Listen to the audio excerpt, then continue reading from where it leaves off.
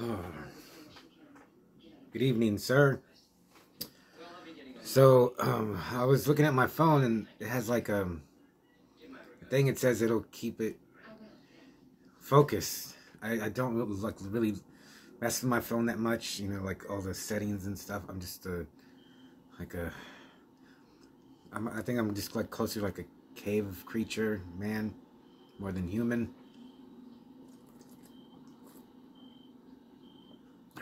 These are really good. So I'll start messing with it more, see what it can do. So I watched Barbarian with my sister, and she didn't like it. She thought it was okay, and she didn't hate it, but she didn't love it like I do. And my sister's no stranger to horror movies. I mean, when she was little, I made her watch Chainsaw, Nightmare on Elm Street, Friday the 13th, just all kinds of movies. And it's weird, like, I'll ask her now that she's an adult, like, what movies stuck with her, and she says the two that made the biggest, like, she remembers most are Killer Clowns from Outer Space and Jeepers Creepers are the two that she really remembers and liked and scared her. More than Chainsaw or, like, Nightmare on Elm Street, the first one, she said, she just actually told me Johnny Depp's death, like, scared the hell out of her, and, like, that she remembers that vividly, so that's really cool. But she didn't love Barbarian. I was a little disappointed, but I mean, she liked it enough.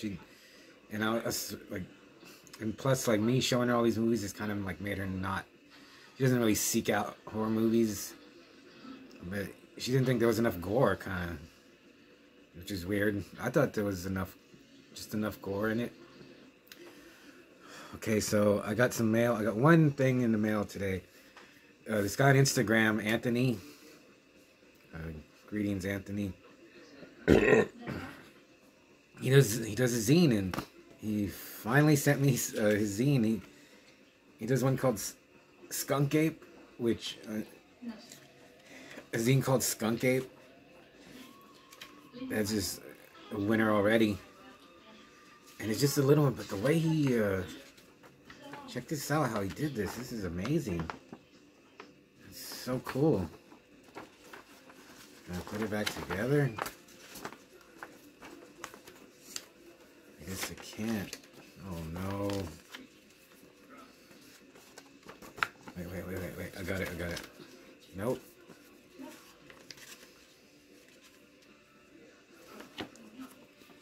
What the hell? Okay.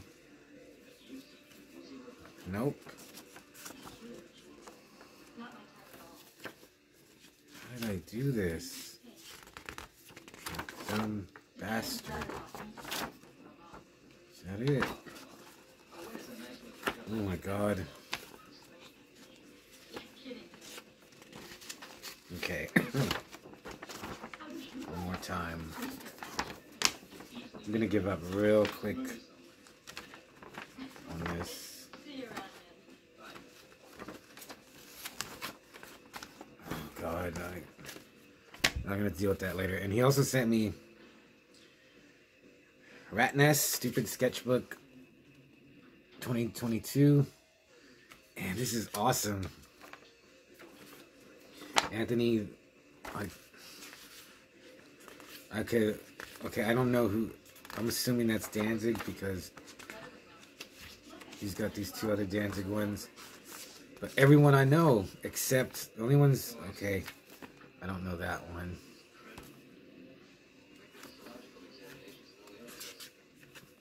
But everyone I like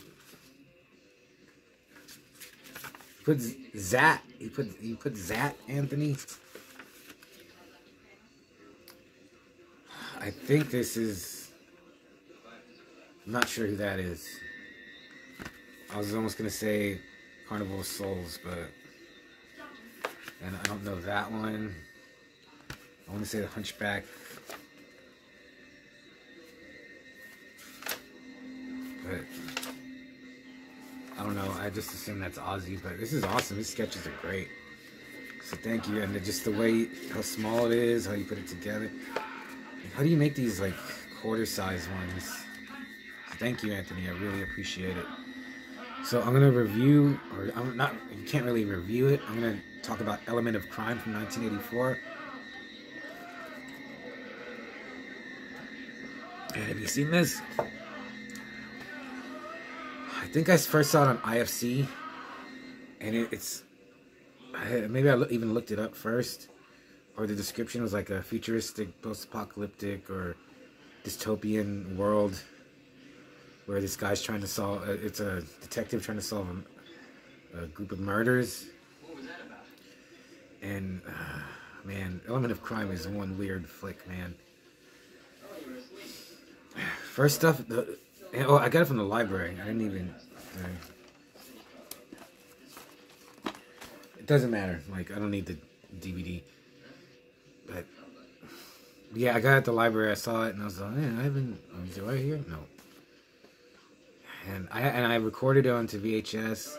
I've watched it a few times, but it's just such a weird flick. And actually, the last time I watched it was when we were all closed down for the pandemic, and I watched I think I put it on like at 2 in the morning, and it's not a movie that you want to watch during those times. But what I liked about it the most is the very beginning. There's a donkey rolling in the dirt, and it's so grainy, and like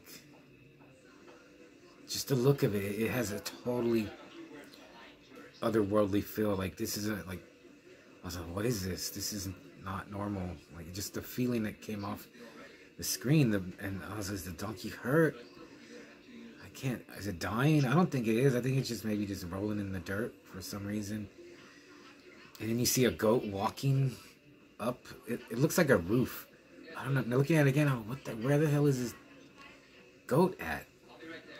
And then they show the city, and it's Cairo in Egypt. And you hear like Middle Eastern music.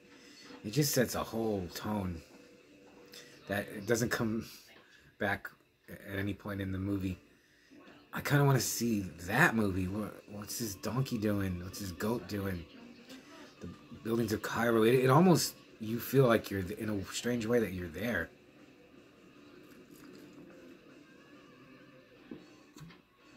But it's not a world you know. It's really good. I really like that. But then it follows Fisher. That's his name. I remember his name. Played by Mike Elphick. So he's a detective, and he was staying in Cairo, and he gets called back to Europe. I think it's Germany. They might not even say, but to solve these murders of these little girls. They sell lottery tickets, and they're being murdered. They're being like killed and mutilated with broken bottles. It's never graphic. You never really see anything. And so he goes back to his mentor, this guy Osborne, who wrote a book called Element of Crime.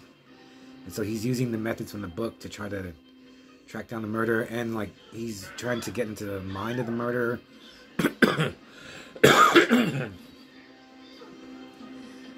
So he's tracing his steps. And it's actually, and then if you try to follow it, I tried to follow the story. It's not really about that at all. This movie is just all mood and atmosphere. And it's just so bizarre. It's supposed to be the future, but to me, I put on Absurd Anthropophagus Part 2. It's just about the mood and the feeling of the movie. And it looks orange. It's in the sepia color. And it just looks so weird. And the sets, I was watching, I was like, where the hell are they? Is this where they're at? They're in decrepit buildings, and everything's a shambles and falling apart, and there's water everywhere. Everything is flooded or soaking, or it's raining all the time. It's never daytime in this movie. They never explain why the world's like this. I don't even think of it as a sci-fi movie. It's just a weird world that these people live in. So there's a simple thread of him trying to solve these murders. He meets this movie has Mimi Lai in it. She was in Cannibal. She was in Man from Deep River, Eaten Alive, Jungle Holocaust. So I only know Mimi Lai from these cannibal movies, and then she's a main character in this Element of Crime, and she has clothes on. She gets naked, but her hair is short, and her voice is dubbed. But it's weird because she's only in these cannibal movies that I've seen, and then she's playing this really serious role. And I think she was really good, even though it's not her voice. Just the looks on her face. She looks real haunted, and her body is amazing, man. Mimi Lai was so hot, but it's just so weird. And then the guy that plays Fisher, Mike Elphick, the only thing I've seen him in that I had to look it up, he's in The Elephant Man. He's the night porter. I think that's the guy that like torments John Merrick. And he's good in this. And it's very dreamlike. There's a part where he's checking out these files, but he's like floating on a wooden, just like a wooden longboard. And he's floating down a pond or a river or something, and he's just looking at papers and throwing them. They're under like ditches a lot, or under just little roofs. There's always someone doing something. There's a part where he's walking down a hallway talking to Mimi Lai, and there's like a dwarf pushing someone on a swing in the middle of the hallway.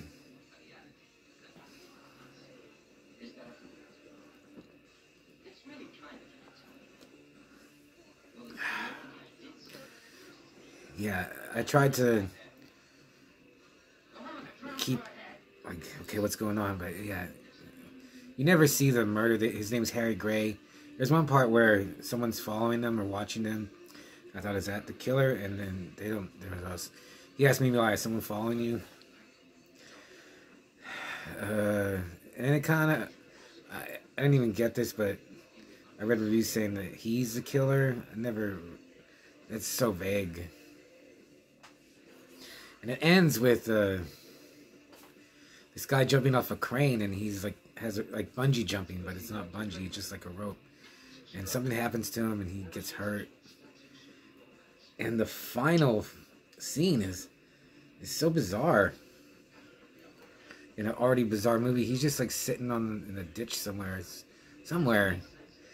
and he sees like a pipe, and he looks in it, and there's one of those lorises, those slow loris creatures with the big sad eyes, and it's like in the pipe, and he's flashing the line, he's looking at it, and he's just looking up at him with those sad eyes, and then it ends, and I was like, what the hell? It's almost sad and creepy ending. That's the ending of the movie. He's just looking at this little creature. And yeah, Element of Crime, man. If you like El Topo, David Lynch movies, Tarkovsky, if you actually like those, or you just want to witness just like the weirdest movies out there, and if you haven't seen Element of Crime, definitely see it. I don't know, definitely go to the library, because I don't know how many times you could watch this. I think I'd watch it again though, but I got it from the library, or I have it on VHS that I recorded. It's just weird, but it's still not a movie. Like, there are other movies that I find more hypnotizing, because yeah, this is kind of a hypnotic movie, but there are movies that I find more hypnotizing than this one. Well, it's directed by Lars von Trier, and he made Antichrist. He made a bunch of weirdo movies, but I think this is the only movie of his that I really would watch. Maybe if they have his like Europa and Epidemic, I think it's called. If they have his movies at the library, it's free. There's a pretty good documentary on the DVD.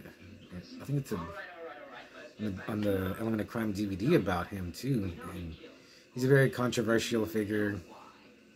He's in the movie.